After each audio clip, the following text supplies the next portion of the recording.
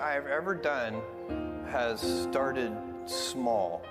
Amazon started with a couple of people, and Blue Origin started with 5 people, and the budget at Blue Origin was very, very small. Now the budget at Blue Origin approaches $1 billion a year. And next year it'll be more than $1 billion. And Amazon, it literally was 10 people. Today it's 500,000 people, but it's hard to remember for you guys, but for me it's like yesterday I was driving the packages to the post office myself, and hoping one day we could afford a forklift. And so for me, I've seen small things get big, and it's part of this day one mentality.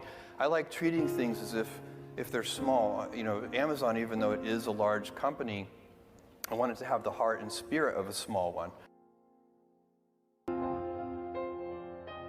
And you were telling me that you had to go deliver the books to the post office yourself. I was doing that for years. And I was packing boxes on my hands and knees. In the first month, I was packing boxes on my hands and knees on the hard cement floors.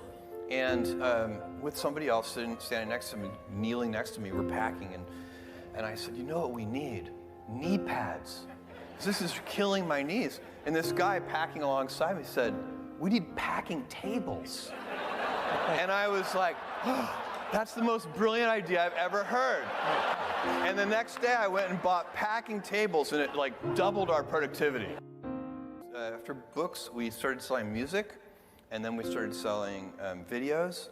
And then I got smart, and I emailed 1,000 randomly selected customers and asked them, besides the things we sell today, what would you like to see us sell?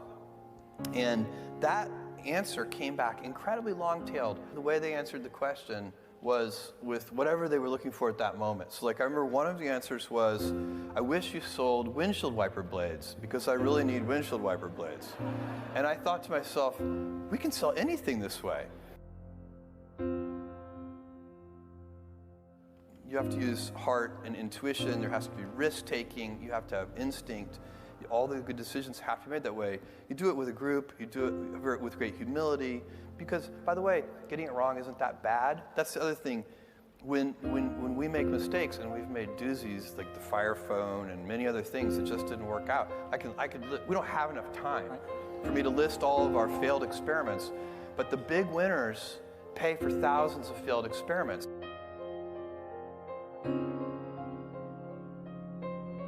So let's talk about that with another, I guess this is a corollary. Now that you have about 600,000 employees, I calculated you're adding about 250 people a day. You've mentioned that you're trying to fend off day 2. Yeah. And you've said that day 2 is stasis, followed by irrelevance, followed by excruciatingly painful decline, followed by death. That is why it is always day 1. Yeah. How's that work? Well, so day 1, this is a phrase that we use at Amazon all the time. I've been using it in my first annual shareholder letter from 20 years ago. And we say it's always day 1. And it needs to be day 1 for the reason that you just mentioned. And so the real question for me is, how do you go about maintaining a day 1 culture? You know, it's great to have the scale of Amazon. We have financial resources. We have lots of brilliant people. We can accomplish great things. We have global scopes. We have operations all over the world. But the downside of that is that you can lose your nimbleness. You can lose your entrepreneurial spirit. You can lose that kind of heart that small companies often have. And so if you could have the best of both worlds, if you can have that entrepreneurial spirit and heart, while at the same time having all the advantages that come with scale and scope, think of the things that you could do. And so the question is, how do you achieve that? The scale is good because it makes you robust. You know, a big boxer can take a punch to the head. The question is, you also want to dodge those punches. So you'd like to be nimble. You want to be big and nimble. And I find that there are a lot of things that are protective of the day 1 mentality. I already spent some time on one of them, which is customer obsession.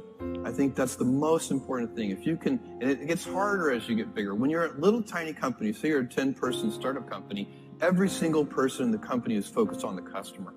When you get to be a bigger company, you've got middle managers, and you've got all these layers, And those people aren't on the front lines. They're not interacting with customers every day. They're insulated from customers.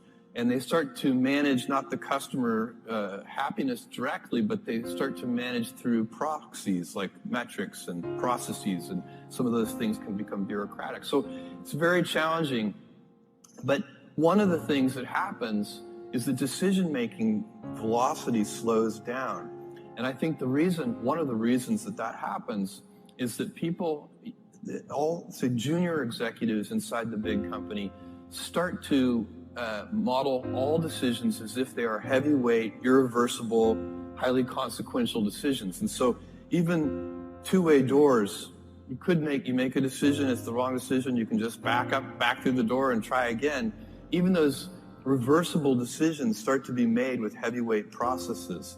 And so you can teach people that these pitfalls and traps, and then teach them to avoid those traps. And that's what we're trying to do at Amazon, so that we can maintain our inventiveness and our heart and our kind of small company spirit, even as we have the scale and scope of a larger company.